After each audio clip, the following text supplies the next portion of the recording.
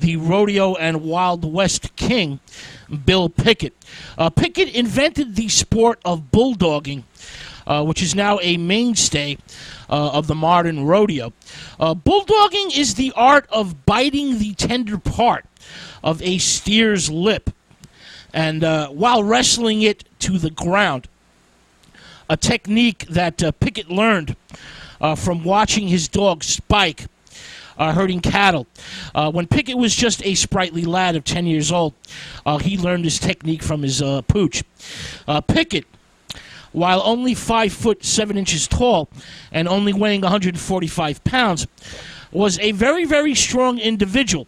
He might have been small, but he was solid muscle.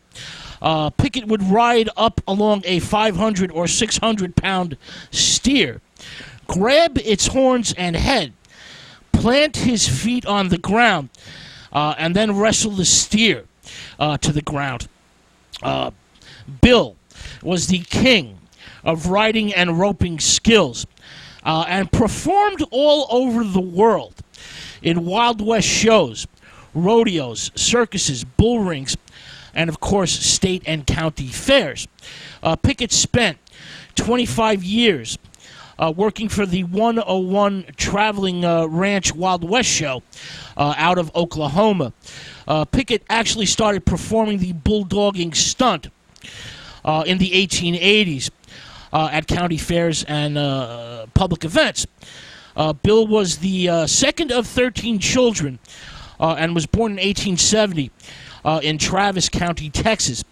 His parents were once slaves, but they make Bill go to school until the 5th grade, when Pickett decides to quit and become a full-time cowboy. Pickett married young and fathers 9 children, and soon needs money for his growing family, so he starts performing his riding and roping skills, as I mentioned, first at local and then at bigger events. Newspapers make his legend grow, and Pickett begins to draw larger and larger crowds. The Miller brothers from the 101 Ranch in Oklahoma see his act and soon give Pickett a high-paying job. The 101 Ranch was located in the Cherokee Strip of Oklahoma. The Miller brothers had a virtual ranch empire that employed over 200 cowboys and engulfed over 160,000 acres of land. The Miller brothers decide to hold their own traveling rodeo exhibitions using their own cowboys with Bill Pickett as the star attraction.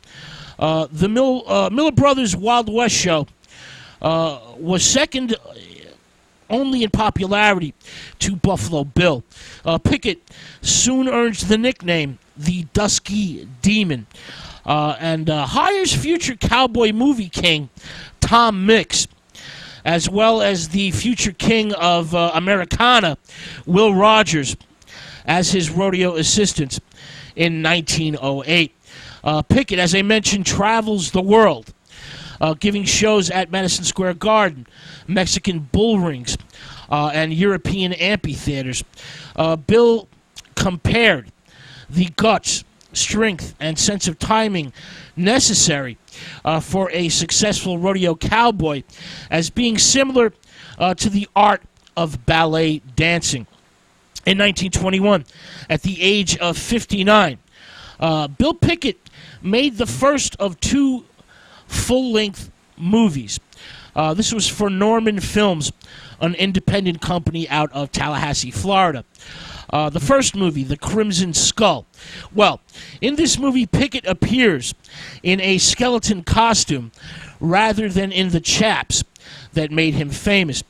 Producer Richard E. Newman then convinces the aging rodeo star to make a second film, The Bulldogger, in 1923, in which Pickett was billed as the world's colored Western champion.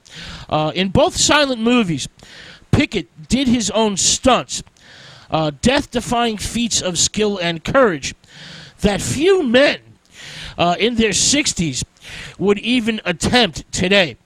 Both movies were rousing, optimistic visions of black daring do, and were big hits with African-American audiences who had heard of black cowboys but never actually seen them. Now, after his short but very successful movie career, Bill Pickett retires in Oklahoma and lives on a small ranch with his wife and family.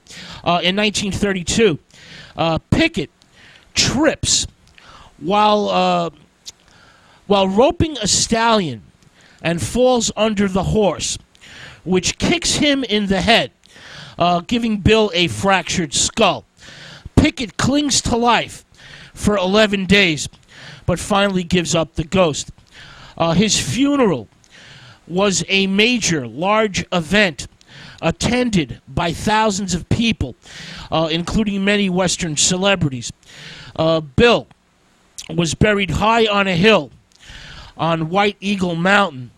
He was given a place of honor by his friends, the Ponca tribe. Many consider Bill Pickett the greatest cowboy that ever lived. Now, of course, not